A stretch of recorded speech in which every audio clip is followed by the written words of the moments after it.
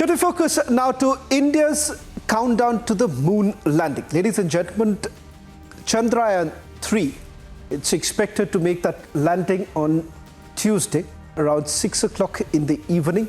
That's when it is expected that the landing is going to take place. But now let's take you through what's the difference essentially between the lunar mission that happened in the year 2019. That was named as Chandrayaan-2. If you compare that with Chandrayaan-3, what has really changed? In fact, ISRO chairman, when he spoke to Republic TV just before the liftoff, he essentially indicated that the payload, as far as Chandrayaan-3 is concerned, is different than Chandrayaan-3.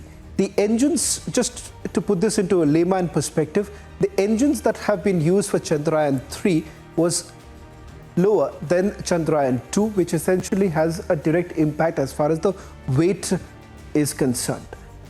Also, this journey that begins from Chandrayaan-1 to Chandrayaan-3. My colleague Suesha takes you through the key differences between the two lunar missions of India. Let's quickly take you through the differences between the Chandrayaan-2 mission and the Chandrayaan-3 mission. Now, Chandrayaan-2 was launched in 2019, while ISRO was planning to launch Chandrayaan-3 in 2021. Due to COVID, there was a delay, and Chandrayaan-3 was launched in 2023. Now, in India's moon mission, as far as the components of Chandrayaan-2 are concerned, there was an orbiter, a lander and a rover. Whereas in Chandrayaan-3, there is no orbiter. There is a propulsion module, a lander and a rover.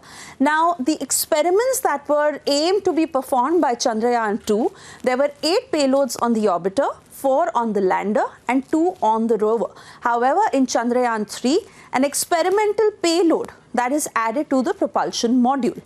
Now, in terms of the total payload, Chandrayaan-2 had an orbiter that weighed 2,379 kgs, a lander that weighed 1,479 kgs and a rover that weighed 27 kgs. That means the total payload was 3,850 kgs. Whereas in Chandrayaan-3, the propulsion module that weighed 2,145 kgs, the lander that is slightly heavier, it weighs 1,749.86 kgs, and the rover that is 1 kg lighter, so it weighs 26 kgs. That means the total payload is 3,900 kgs.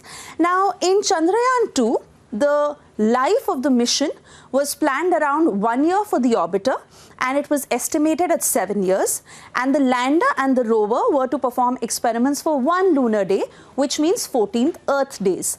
For Chandrayaan-3, the life of the mission was planned for the propulsion module, which is estimated at 3 to 6 months. And for the lander and the rover, it is 1 lunar day. That means again 14 Earth days.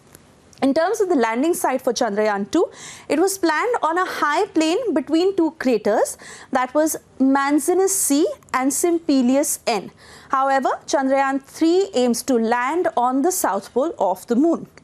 Now, in Chandrayaan-2, it was a mission that was planned over 48 days from when it took off from Earth and when it was supposed to land on the moon, whereas Chandrayaan-3 has been planned over 42 days by ISRO.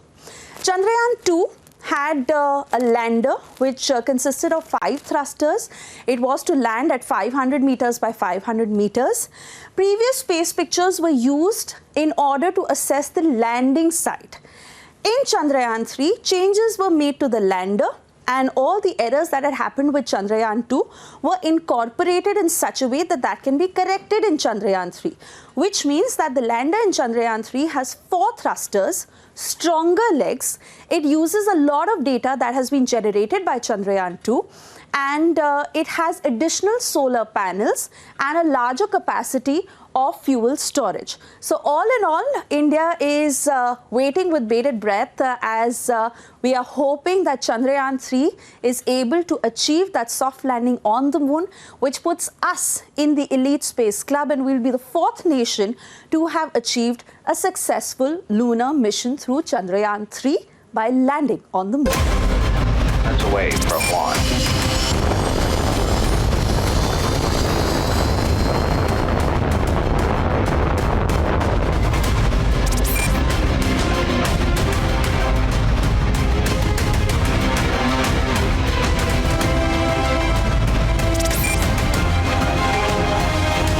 expect everything goes right. August 23rd will be definitely a day the whole India will rejoice.